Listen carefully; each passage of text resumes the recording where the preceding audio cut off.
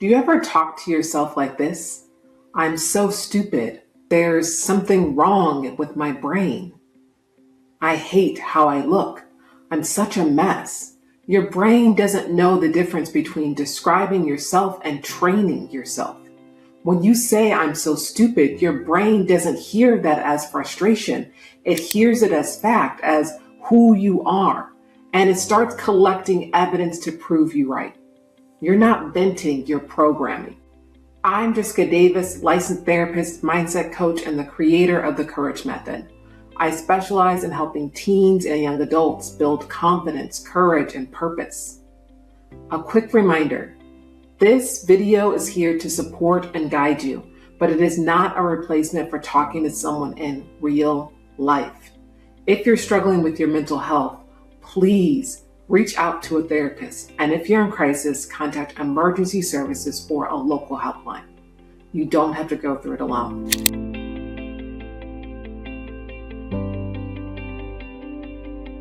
Today, we're going to challenge those thoughts and we're going to work on changing our language. You probably use phrases about yourself that you didn't even choose. You picked them up from friends, social media, from the way people around you talk. Think about how many people you know who say things like, I ruin everything. I can't do anything right. I'm the problem. It's me. What's the point? I'll fail anyway. Or, I can't. And maybe at first it was kind of a joke, something everyone says, but here's what happens. You hear other people talk that way, you start talking that way. And slowly, without noticing, you start feeling that way. Because language isn't just describing your reality, it's creating it. Let me break it down this way. There's something wrong with my brain. I hear this one all the time. And I get it. When anxiety is loud, or you're struggling to focus, or your emotions feel hard to control, it really does feel like something is broken. But when you say there's something wrong with my brain, what are you actually telling yourself? You're saying, I am the problem. You're saying this is permanent. You're saying, I can't change this because it's built into who I am. And now every hard day becomes proof. Every struggle confirms it.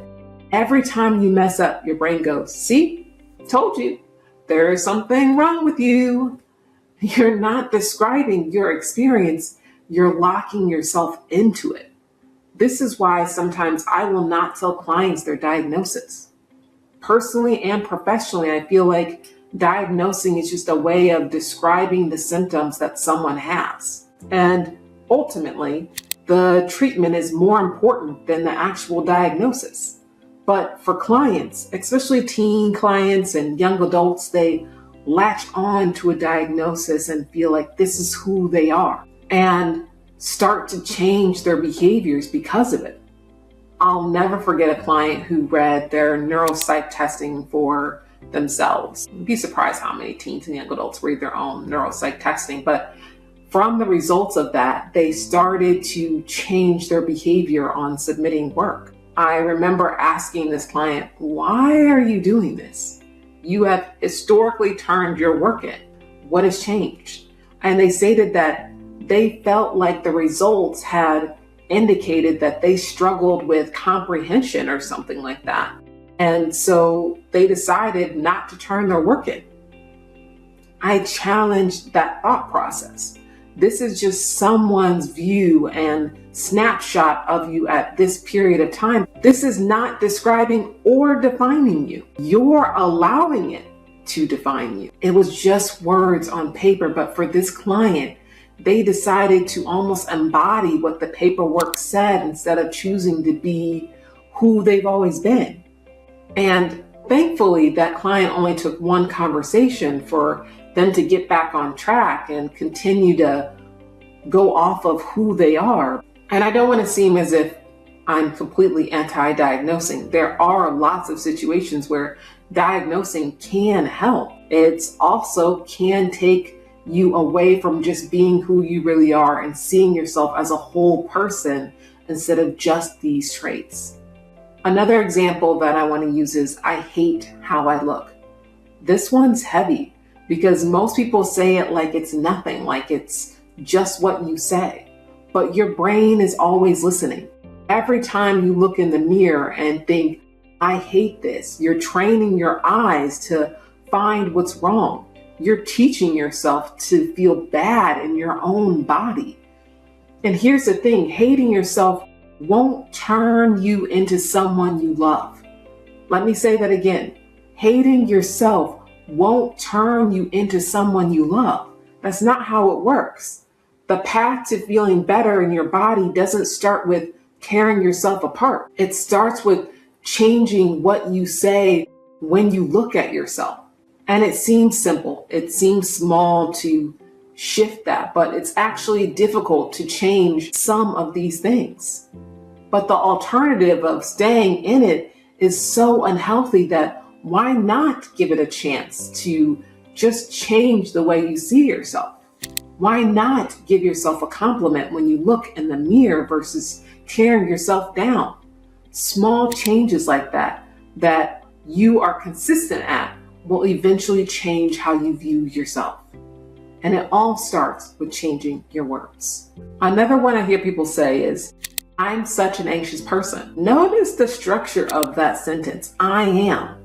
That's identity. That's permanent. That's who you are at the core. Now compare it to saying, I feel anxious a lot, or anxiety is something I deal with, or even I'm learning how to work with my anxiety. Same experience, but completely different relationship to it. One makes anxiety your master. The other makes it something you're learning to navigate. I heard someone recently, I believe it was on a YouTube video with Alex Hormozi and Tony Robbins. And Alex Hormozi said he wanted to find a goal worth suffering for. And on the surface, that sounds kind of inspiring, right? Like you're willing to work hard, you're not afraid of struggle. But here's what actually happens when you tell yourself that. As Tony Robbins pointed out, you suffer because you've made suffering part of the goal. If your brain believes that meaningful things require suffering, it will make sure you suffer. It will find the suffering. It will even create it if it has to. Pain is part of life, yes, and hard things absolutely happen. They're unavoidable. But suffering is what happens when you tell yourself a story about pain that makes it worse. And a lot of us have been telling ourselves that story for so long, we don't even hear it anymore. We don't even notice how much it has changed us. So don't find something to suffer for. Find something to live for. Here's a concept I want you to sit with. You have an emotional home. It's the feeling you keep returning to, the baseline you default to when you're not paying attention. For some people, that home might seem as if it's anxiety. For others, it could be anger or numbness, sadness, or even joy. And the thing is, you built that home. Not on purpose, not consciously, but every time you said, I'm so stressed, you added a room. Every time you said, I can't do anything right, you're decorating in a sense. Every time you said, this is just how I am, you moved in a little bit more. The words you repeat become the home you live in. And right now, I want you to ask yourself, what emotional home have you been building? Is it a place where you actually want to live? I'm going to use an example from a recent session that I feel like is powerful. We were working on this exact piece of what I'm describing here and how it impacts us, our words. And with this client, one of the tools that I used was depicting how when we talk to ourselves negatively all day long, we have nothing to pull from. We are constantly running on empty, and we don't know how to fuel ourselves. And give ourselves energy so that we are on a full tank.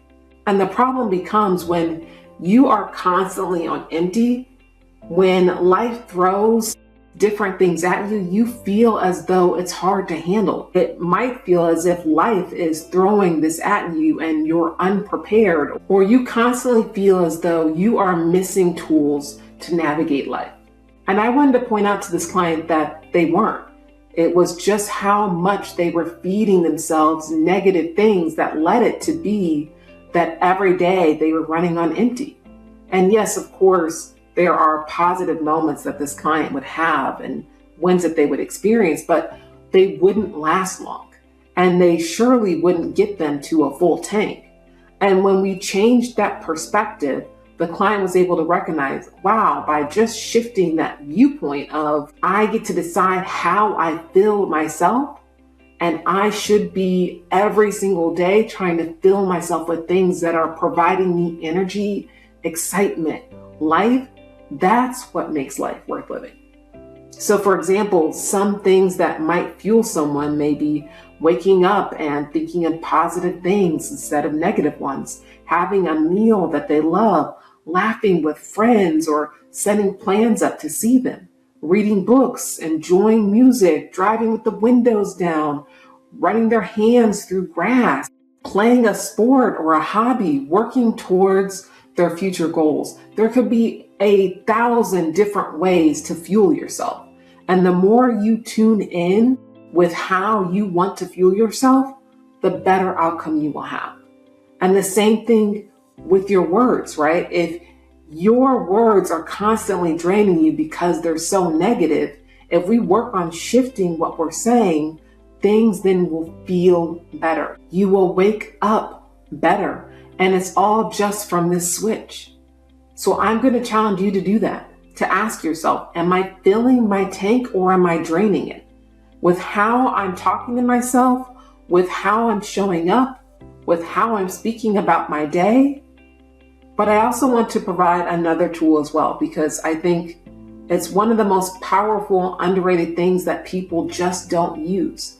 And once people unlock this tool or this strategy, they 1,000 times see improvement, which is one of the fastest ways to break the cycle of negative self-talk is to stop focusing on yourself entirely.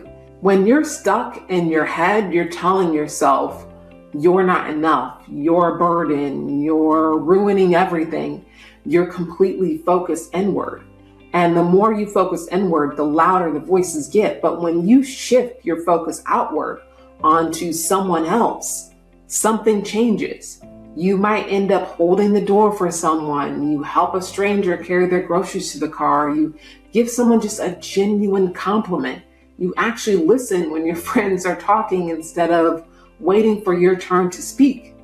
These feel like small changes. These feel like small things. But here's what's actually happening. You're proving to yourself that you have value, that you have impact, that your presence in someone's day actually mattered. And that's hard to argue with. Your brain might be able to convince you that you're worthless when you're alone in your room at 2 a.m., but it's a lot harder to believe that when you have just made someone smile.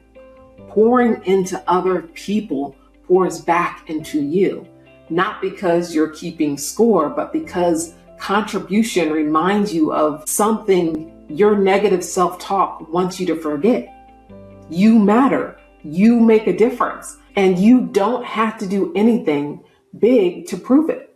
So go out and volunteer, offer a helping hand to your friends, your family, work on being more conscientious at home. If you're a teenager or young adult, help your parents, because honestly, they've helped you probably more than you can count. And of course, there's always outliers in this. Not saying every parent is great, but when you start to pour into other people, you will be shocked at how other people respond to you. And you will feel lighter, happier, more engaged because you're engaging with life. You're not sitting focusing in on your own pain or what's wrong or what you're not doing right. You're giving. And when we give, we get. Here's what I want you to take from this whole entire thing. The words you use are not just expressing how you feel. They're training you how to feel.